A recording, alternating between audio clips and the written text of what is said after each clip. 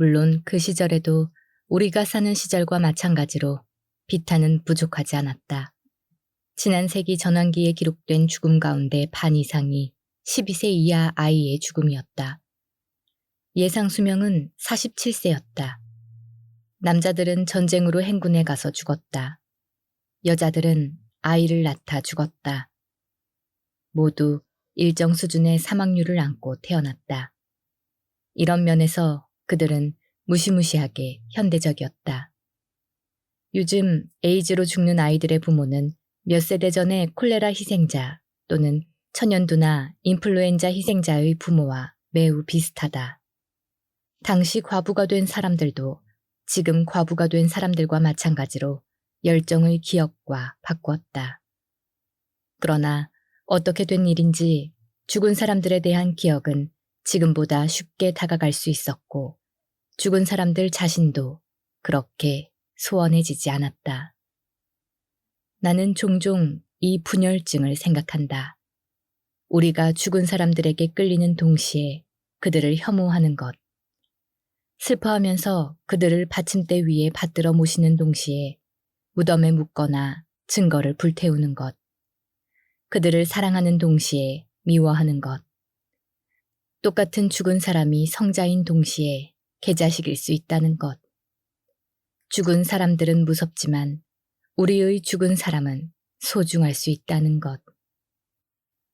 나는 장례와 묘지가 둘 사이의 담장을 손보아주고 우리의 공포와 좋아하는 감정 사이, 역겨움과 그것이 우리에게서 다양하게 일깨우는 슬픔 사이. 누군가 죽어간다는 소식을 들었을 때 우리가 빠져들게 되는 울음과 춤 사이의 이런 간극에 다리를 놓아준다고 생각한다. 모든 죽음은 나를 작게 만든다고 말한 사람은 부고를 접할 때마다 얻게 되는 이번은 내가 아니지만 언젠가는 나일 것이라는 알매 관해 이야기하고 있는 것이다. 따라서 묘지는 죽은 사람을 가까우면서도 어느 정도 거리가 있는 곳에 소중하지만 약간 먼 존재로 사라졌지만 잊히지는 않는 존재로 유지하는 방식이다. 이렇게 하려는 충동, 죽은 사람들을 그들 자신의 동네로 데려가려는 충동은 처음에는 후각적인 데서 유래한 것이 틀림없다. 네안데르탈인 과부는 자신의 남자의 죽은 덩어리로 걸어가 그가 조용하거나 게으름을 부리는 것이라고 생각했을 것이다. 뭘 잘못 먹었나? 자신이 무슨 말을 잘못했나? 몇 시간이 지나고 나서야 그녀는 뭔가 다르다는 사실을 알았을 것이다. 거기에는 그녀가 전에 본 적이 없는 집착 또는 무관심이 있다. 살이 썩기 시작했을 때야 비로소 그를 묻어야겠다는 생각이 든다.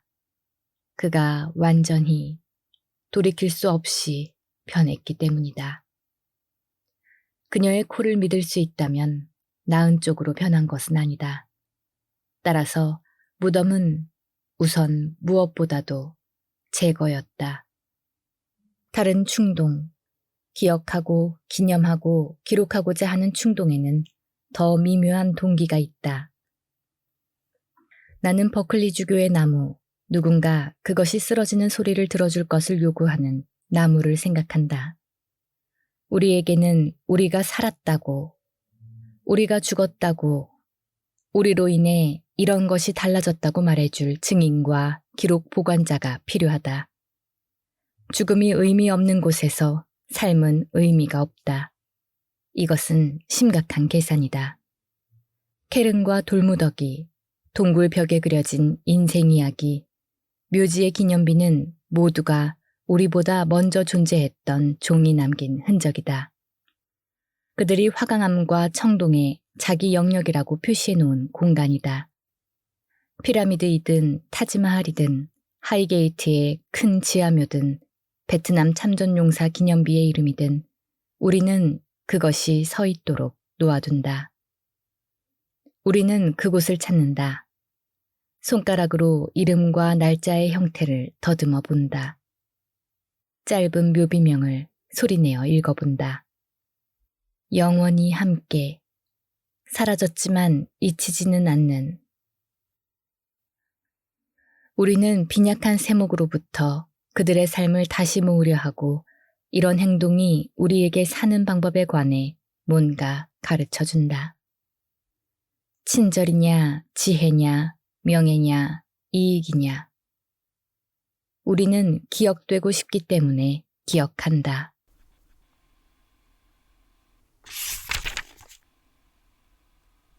메리 잭슨은 죽은 사람들을 삶으로 데려올 수 있다. 오찬이나 차나 오크그로브 묘지 산책에서 시작된 회고에서 그녀는 우리에게 그들을 복원해준다. 그녀의 이야기에서 죽은 사람들은 완벽하게 동시대인이 되고 우리 자신과 마찬가지로 갑자기 솟구치는 기쁨과 슬픔에 빠져든다. 메리의 어린 시절 그녀의 아저씨 닉 스티븐스가 크로퍼드 집안 묘에서 이렇게 적힌 묘비를 만났을 때와 마찬가지다. 지나가면서 나를 보라. 지금 당신이 있듯이 한때 나도 있었다. 곧 당신도 지금 나처럼 될 것이다. 죽음에 대비하고 나를 따르라. 빅토리아 여왕 시대의 훌륭한 묘비로 기억할 만하고 음침하며 가장 훌륭한 석공의 필체로 새겨져 있다. 이것을 본 언제고 말이 딸리는 일이 없는 닉 아저씨는 즉석에서 대꾸했다. 당신을 따르라는 말에 동의할 수 없다. 당신이 어디로 갔는지 알기 전에는. 우리는 몇 년 전에 윌버 존슨을 묻었다. 오크그로브 묘지에 있는 밀버 옆의 무덤에 안장하고 돌에 그의 이름과 생몰 연도를 새겼다. 그가 25년 전 내 사무실 층계를 성큼성큼 걸어 올라와 내가 새 장례 지도사냐고 묻던 모습이 눈에 선하다. 그럼 자네는 내가 알 필요가 있는 사람이로군. 이것이 그가 한 말이었는데 다음 수요일에 자기를 태워 함께 상공회의소 오찬에 가자고 덧붙였다. 윌버는 사람을 환영하는 일에서는 늘 어중간한 법이 없었다. 그의 생애 마지막 해에 메리 잭슨과 팔짱을 끼고 그들의 결의로 건설된 새 오크그로브 다리를 건너는 기념행사에 참석하여 리본을 자르고 다리를 일반 대중에게 개방하던 모습도 떠오른다.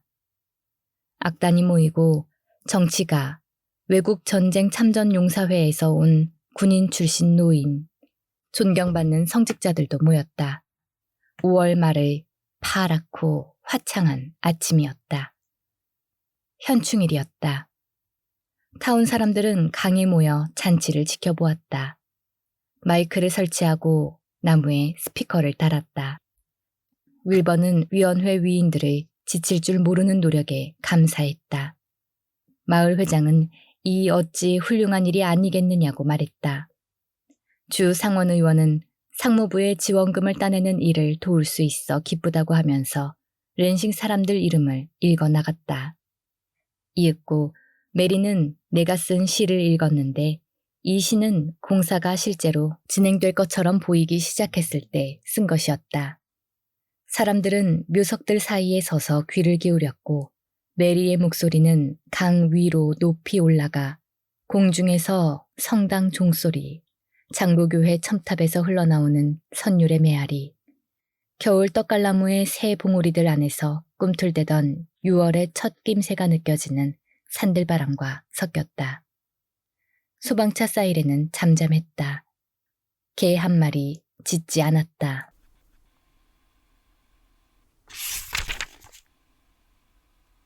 메리는 목소리의 재능을 타고났다. 그녀가 그 말을 할 때는 우리 가운데 한 사람이 말하는 것처럼 들린다. 그리고 그 말은 그녀가 하면 그녀 자신의 말, 오직 그녀만이 할 수 있는 말처럼 들린다. 오크 그로브 묘지 다리 개통식에서